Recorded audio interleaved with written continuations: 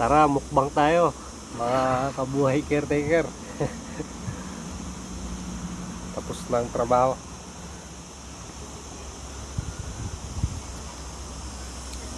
Yan na ate to. Saka Kuya Arsenio. Salamat. Sabi nila kumain lang daw ako. Galing to dun sa kapatid niya dun sa San Antonio. Kanin. Dami oh. Matamis.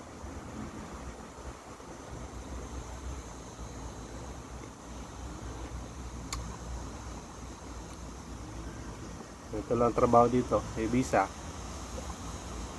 Pag binilisan mo ang trabaho mo, tapos kaagad, magpahinga ka na. Ganun lang.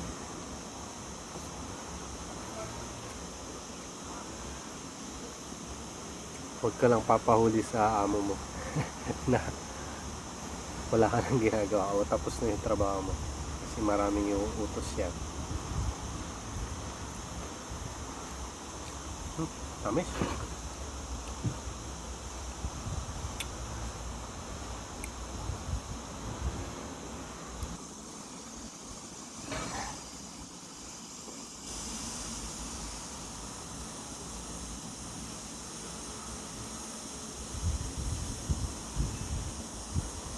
Mabilis yung trabaho namin ngayon kasi wala akong kliyente dun sa kabilang bahay. So nandito ako sa kabilang bahay ngayon.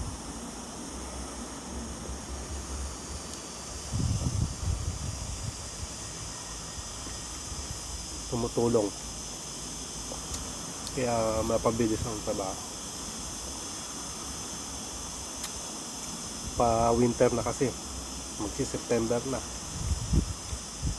So konti na lang nagpapabook ng apartment. Lalo dun sa kabila kasi lumang bahay na yun. Konti na lang yung kakaroon ng interest na magpabook dun. Pero itong bahay na to, itong bago ngayon, ito fully book na for next year na summer. Fully book na siya. So ano na, sigurado na yung kita nito ng boss namin. Full summer, fully book na to. So yung kabilang villa, luma yun, siguro hindi pa fully book. Ganito dito ang mga nagbabakasyon. Pagkatapos ng bakasyon, hanap ulit for next year, papabook na nila yan or pagbalik nila next year. So agawan sila ng mga bahay na pwede mo pagbakasyonan for the next year, for the next summer.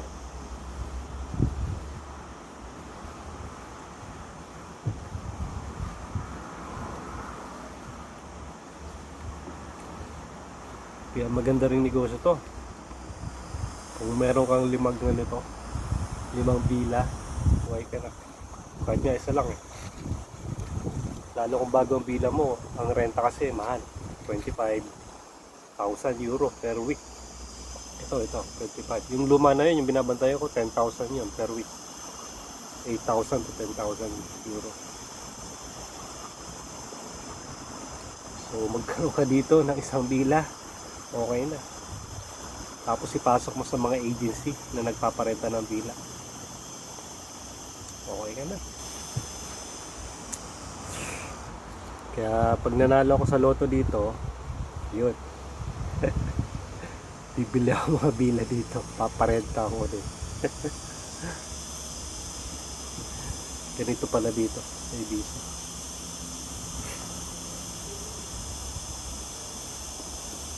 Kaya maganda rin yung napapadpad ko sa iba-ibang lugar na nalalaman mo yung kalakaran, paano kumikita ng mga pera dito, yung mga tao. Tulad ng boss ko, ayan, wala naman trabaho yan, ganyan lang, paparenta lang ng villa niya. Dalawa pa lang villa niya, pero balak niya, target niya 5 villa. Kasi ang gagawin niya, papaikot-ikutin niya yung mga kliyente niya. Nagsawa siya sa isang villa, ililip for the next summer, next year, pwede niyang i-rotation yung mga kliyente niya. Doon naman sila sa kabilang villa. So yung pera, continuous yung pasok. nagro-rotate na. Ano, sigurado nakita niya.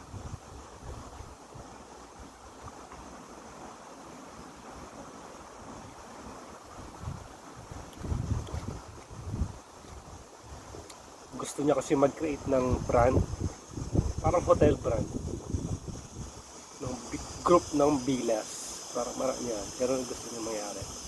Yun yung ano niya, vision niya.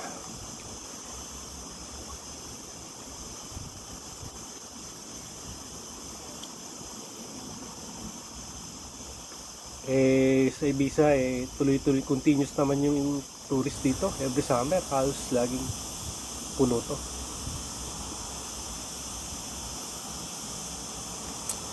Kaya gano'n. Si kuya ano. Kaya pag nanalo ako sa loto, bibili ako ng villa kasi ang halaga ng mga villa dito mga 1 million din syempre, 2 million, 3 million euro, may 900,000 gano'n. May kausap lang ako, telepono. Nag-vlog ako. Yun, si Kuya Arsen yan. Sa? Ha? Sa Pilipinas? Hindi, sa vlog ba? Mukbang. Ito yun. Kaya pag nanalo ako sa loto, kuya, di ba? Bibili ako ng villa dito eh. Hindi ka naman matumaya. Hindi na tumaya.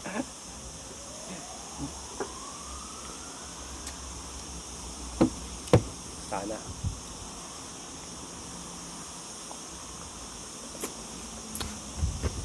Masaya dito pag summer lang, pag winter. Wala. Ah, Masayang... yun nga, pag summer lang daw. Masaya pag summer lang. Ganun, masaya lang daw pag summer. Nandito lahat. Nandito lahat ang... Bisyo! Mga ano, lahat na pangyayari sa ibabaw ng mundo, nandito lahat. Nasaksihan mo na lahat, ano? Nag-extra pa yan sa pelikula daw. Pero sa pag winter, nako, Winter, patay ano? Patay yung boring. boring ano? Wala ka mapapasyalan. So, kaya mo no? Kain na tayo ng kanin. Hindi, kumain na ako eh. Ng kanin. Doon, sa bahay. Ay, ano ba kinain ko? Siopaw. Busog pa nga ako eh. Ano oras mo kay hatid pala? Gutom na ako. Bintayin natin. Ay, baka bintayin ka nga doon. Kain. Kain muna ako nga. Sige, sige.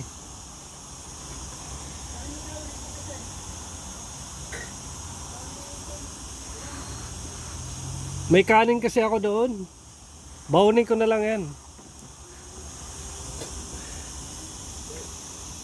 Ito, daming... Yan, si kuya, ano na yan dito. 22 years ka na dito, ano? Kaya? Hindi lang ha. 2,000. 23. 23. Oo. Grabe, tagal. 23 na higit. Dahil... Di ba nagpunta ka dito 30 ilang taong ka? 42. Ay, 42. Dito na siya O ngayon, 66 na. O di ano... 24. Pero 66 na siya, kaya niya pa magtrabaho dito. 66. So, kukumpara mo sa Pilipinas, ang senior, 24 na ako nung Mayo. Mayo ako dumating. yung kinikita mo dito, hindi nakikitain ng senior sa Pilipinas eh. Wala. Ano? Hindi kaya. Senior. Senior citizen. Senior ka na eh, 66 eh. 60 di ba, senior? Hindi na kumikita yung senior sa atin ng kinikita mo dito. Wala na. 60 lang doon eh. Wala. Oo. Halos wala nang kinikita, no? Wala na. Retired na yung mga tao doon. Ayaw na nila magtrabaho pagka... Hindi nga. Katulad dito, kahit senior ka, umabot ka ng pwede ka pang kumita. Di ba? Ibig sabihin, pwede ka pang magtrabaho. Part-time lang. Hindi, may part-time pa. Ganon. Ganon dito, mga senior. Kasi yung dalawa kasama ko dito, senior. Mag-asawa yan. Part-time lang yung sweldo mo lang ano doon. Hmm. Dito pwede pa, talagang pwede ka pang Kumita. kumita. Kahit kitain mo pa ng pamasahe mo, pauwi. Oo. Ganun dito. So, kumpara mo sa Pilipinas, Doon, wala. Puro out. oo. So, maganda rin dito magretiro, ano? Hindi kaso nga lang, mahal. Hindi, kung may part-time, may trabaho ka pa rin, Ayun, pag- na taga-bantay lang. Wala na. Wala ko na rin. Ayan yun lang. Dapat may pension na, ayaw ko na. Ano na siya dito? Spanish. Umasa ka na lang yung pension mo. Magpe-pension na siya dito. Eh, kung pwede magtipid-tipid ka, Oo. wala nang libre-libre. Hindi tulad sa Pilipinas. Painom dito, painom doon. Ganon dito. Kaya maganda rin magtumanda dito. Oh, kinay naman lang dito. Yung healthcare, Healthcare, wala kami gastos. gasto. Di ba yung gamot na binili mo, Gamot, libre. ang halaga nun sa tingin mo magkano? Yung binibili kong maintenance ko sa Maksal kamo, Maksal. Oo. 10 mahigit yun. Binayaran mo? Ang babayar, pag walang siguro yun, mahigit 28 yun. Oo. 6 lang na tabletas yun. 6 lang. Oo. Tapos, magkano lang binayaran mo? Babayaran ko lang dito, 10 euro lang. Yung Halos isang gamot. Isang Gamot lang yun Pero pag yung ano lang, 1 euro, 50 cents, ganun lang. 1 euro. Oh, mga ganun lang, 50 cents, ganyan, mga ibang gamot. Yung mga malilit na natin. Yan, ganun po ang ano dito. Yung healthcare nga, yun ang maganda dito sa Espanya. Panoorin niyo yung mga nagbablog na American vlogger. Kahit mga American vlogger nakapagsabi na maganda ang healthcare dito.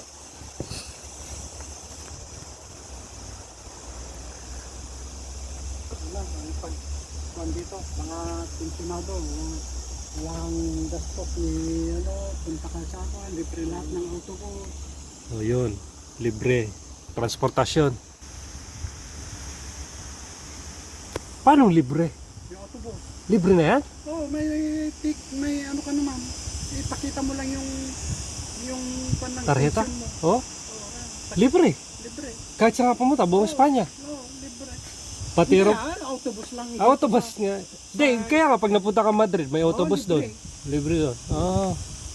Eroplano, Discount. porsyente, discount. Discount. Magkano? Eh, 20. kung nag-oferta yung mga kwan na minsan 5 euro hanggang ano lang. Oh, buong Barcelona. sa Barcelona. sa loob lang ng Espanya. Ano? Oh, Oh, mula Ibiza to Barcelona, mga 5 euro lang ang ticket mo, babayaran mo. babayaran. Muta mo yan. Ang ganda. Kaya pagka kung may ganyan na oferta na kwan, di punta ka na. Mamasyan. Libre ka ng tao to bawat atin. Oo, ano? Pagkain na lang gastos mo. Pagkain lang. Sa pagkain, may discount ba? Wala. Yan ang hindi ko alam. Wala kahit Sa gamot lang yata, ano? gamot lang, gamot. Hindi tulad sa Pilipinas. Hindi sa may discount sa atin eh, yung senior citizen eh. Pagkain. Dito wala. Wala yung ano. Wala yata, ano? Wala. Oo. Yun. Wala. Pag pa-check up, Wala kang babayaran. walang babayaran din. Wala. Libre na. Na-confine ka, na-operahan. Wala kang babayaran. Wala din. Kasi may tarjeta ka na. Tarjeta na. Papakita. Kahit permanent resident ka lang, Oo, wala. Basta Hindi- pensionado ka na. bas- Basta institusyonado. Kahit, Retirement. kahit permanent resident ka lang, hindi... Oo, basta retirement ka dito. Oo. Ganon. Retirement ka na. Oo. Parehas lang yung benepisyo ng citizen saka permanent resident. Ganon. Yan ang hindi ko alam. Ayun. Yan ang hindi ko alam. Pero yung nabanggit mo, halos parehas. Yung transpo, autobus, Hmm. pa-check up, na-confine, na-operahan, ganon. Oo, wala. Parehas yun, yung permanent saka Spanish citizen, parehas ang benepisyo. Yun. Yun ang maganda dito.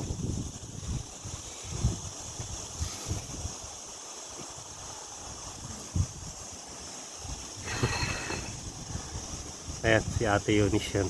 Yan yung asawa ni Kuya. Kainit mo yung, baka yamitin yung ampalaya, kainit mo yung isda. Ah. Ay, yung isda yung, sa tawag doon. May bukadilyo ako. Mayaman pala yan, Arsenio. Mayaman, German. Ah? German. Di ba, Arsenio, sabi niya ni Manuel, 3 weeks niya dyan. 1 week lang naman pala. Yang nagre-rent. Yan si ate, ano yan, permanent resident pa lang yan. Pero si kuya, ano na yan, Spanish citizen na yan. So, 1 week sila, ano, 3 weeks.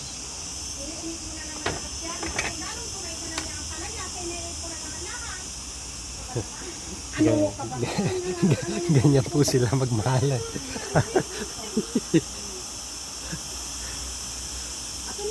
Normal na po yan, pag senior na. Opposite attract yung dalawa yan. Masarap yung ubas tayo, matamis. Matamay? Oo. Sige na, babay na. Babay na po. Bale, maraming salamat po sa inyong panonood. Yun lang po, mga konting pag-uusap lang about sa buhay-buhay dito sa Espanya. Mga caretaker po yun sila dito. Yung sina kuya. Okay, ciao.